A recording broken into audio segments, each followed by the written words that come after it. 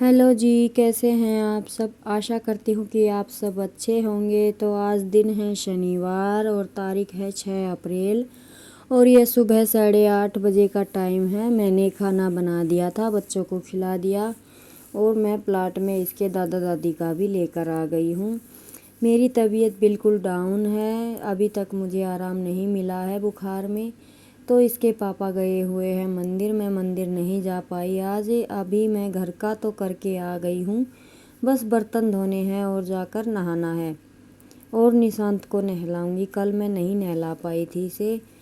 और अभी मैं पशुओं को बांधने आई हूँ। देख सकते हैं आप 8 से 9 बजे तक की धूप भी 12 बजे के बराबर लग रही है। तो मैं इनको अंदर बांधूंगी और किंसू की दादी बैठी हुई है गाय के पास कुर्सी पर और उसके दादा चीचड़ तोड़ रहे हैं। तो जी अभी कुछ समय से पशुओं को चीचड़ लगने शुरू हो गए हैं, गर्मी आ गई है इस वजह से। तो जी कुछ दिन पहले तो बिल्कुल भी चीचड़ नहीं थे। हमारे घर में आंगन में आती थी, वो क्या बोलते हैं उनको, काबरी गुरसल बोलते हैं, वो आती थी। तो एक भी चीचड़ नहीं था। अब पता नहीं कहाँ चली गई, किसकी नज़र लग गई है। ये छोटी चिड़िया आती हैं जो है शाकाहारी, ये चीचड़ वगैरह खाती नहीं है, ये बस रेत में नहाती है और चली जाती हैं। तो ये काम भी अब हमें ही करना पड़ता है। फ़िलहाल तो मेरा तो टाइम नहीं है और दोनों गायों का दूध निकालने में दिक्कत होती है, इसीलिए कार्रवाई की जा रही है चीचड़ तोड़ने की। तो जी तब तक मैं एक गाय को पानी पिलाकर बांधूंगी, तब तक ये कुछ तोड़ लेंगे। फिर मैं साथ के साथ बांध लूँगी सारे पशुओं को, क्योंकि मेरी तबीयत अब तक ठीक नहीं हुई है।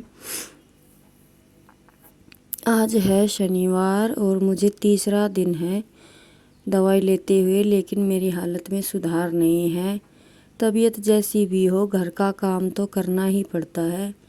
एक अकेली करने वाली हूँ, तो मैनेज तो मुझे ही करना पड़ेगा।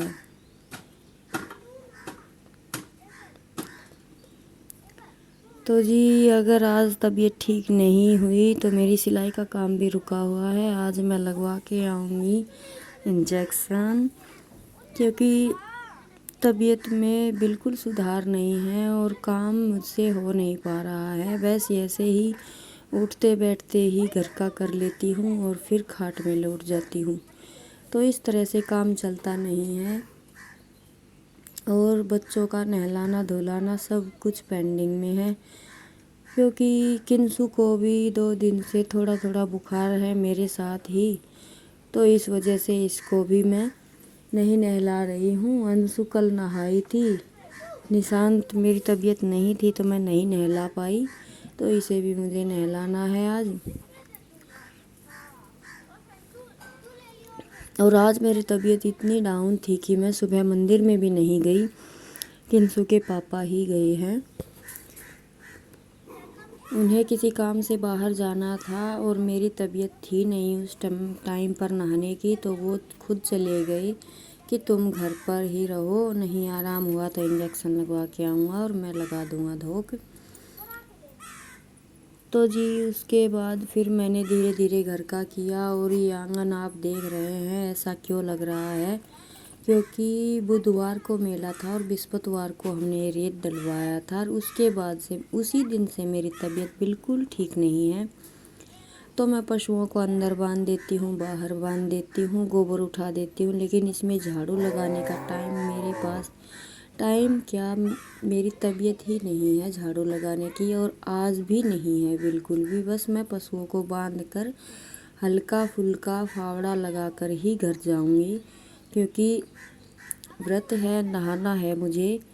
नहाकर मैं दवाई लेकर थोड़ी देर आराम करूंगी, हो सकता है कुछ आराम लगे, फिर उसके बाद देखूंगी कुछ और। तो ये मैंने परसों गाय के ठाण में जो चौके बिछाए थे, वो आगे की साइड ना थोड़े छोटे छोटे लगाए थे, तो वो अभी सेट नहीं हुए। उनको ये पैरों से ऊपर की तरफ उठा देती है, तो मैं उन्हें ठीक कर रही थी। 2-4 दिन में सेट हो जाएंगे। कुछ उन पर रेत डालना था, मैं आपको बता रही थी कि मैं अच्छे से रेत डाल दूँगी तो सेट हो जाएंगे। वो रेत में नहीं डाल पाई तो वो पैरों के दबाव से इधर उधर खिसक जाती है। तब ये ठीक होगी तब उनको मैं अच्छे से सेट करके रेत डाल दूँगी। और अभी पशुओं को मैंने बांध दिया है। अभी मैं हल्का हल्का फावड़ा पूरे प्लाट में लगा दूँगी। हाँ। और जब हमारी तबीयत ठीक नहीं होती है ना तो कोई काम हम कर नहीं पाते हैं अच्छे से। बस ये समझ लीजिए कि खाना पूर्ति ही करनी पड़ती है। अब कोई करने वाला तो दिखाई देता नहीं है।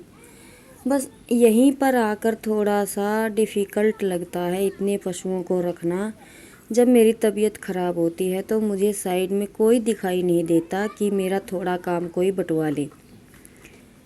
और मैं हर काम किसी को कह के करवा नहीं सकती, ये मेरी आदत नहीं है। और दिखाई किसी को देता नहीं है कि इसकी तबीयत ठीक नहीं है तो कुछ काम हम कर सकते हैं।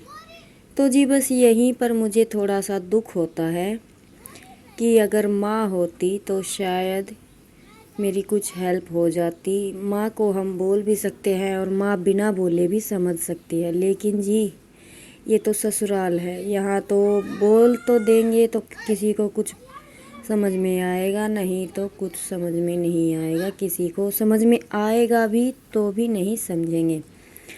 तो जी बस धीरे धीरे लगा रही हूँ मैं फावड़ा।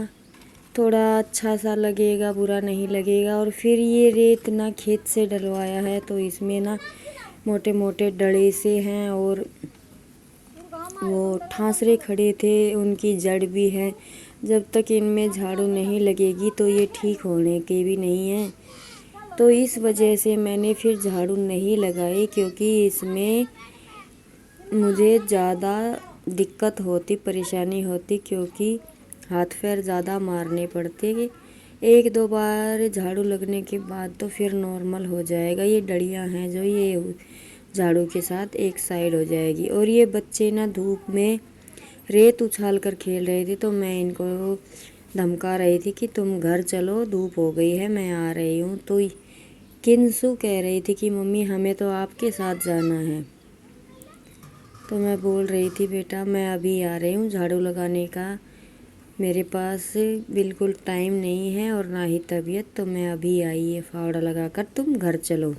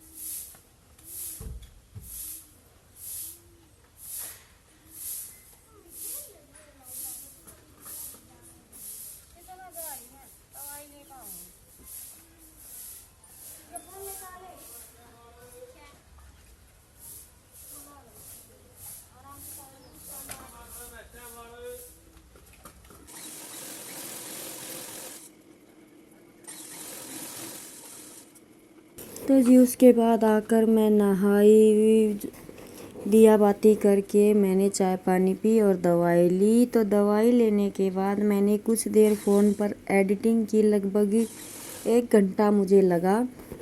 तो इस बीच दवाई ने असर किया और मेरी तबीयत में हुआ सुधार। तो अभी मैंने उठाई मशीन और मैं लग गई हूँ अपनी सिलाई में, क्योंकि काम 4 दिन का बहुत पेंडिंग हो गया है जो मेरा सर फोड़ने वाला है अभी। तो अभी जल्दी जल्दी कर लेते हैं सिलाई।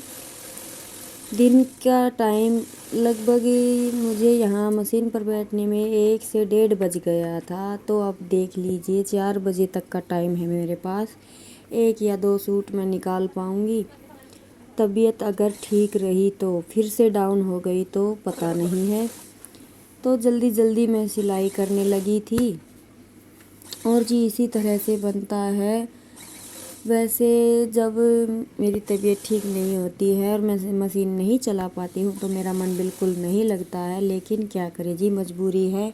और बातों बातों में मैंने एक कुर्ता स्टिच कर दिया है। अभी बची है इसकी पैंट, मैं उसे भी अभी साथ के साथ स्टिच करूँगी। और इस पैंट की वीडियो मैंने अपने दूसरे चैनल पर अंशु बुटीक सेंटर पर डाली हुई है। अगर आपको पैंट कटिंग करनी आती है और स्टिचिंग करना समझ नहीं आता है, पॉकेट लगाना, तो आप मेरे दूसरे चैनल पर जाकर देख सकते हैं, अंशु बुटीक सेंटर पर। मेरा ये स्टिचिंग से रिलेटेड चैनल है, आप प्लीज़ उसे भी फॉलो करें। वहाँ पे आपको अच्छे अच्छे डिज़ाइन कंटेंट देखने को मिलेंगे, एम्ब्रॉयडरी, ड्राइंग, हर तरह के। तो आप मेरे उस चैनल को भी फॉलो करें। अगर आपके मेरे व्लॉग अच्छे लगते हैं तो प्लीज़ इसे लाइक एंड सब्सक्राइब करें और ज़्यादा से ज़्यादा शेयर करें, सपोर्ट करें।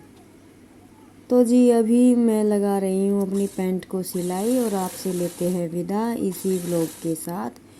तो अगर चलिए जी, कल मिलते हैं आपसे एक नए व्लॉग में।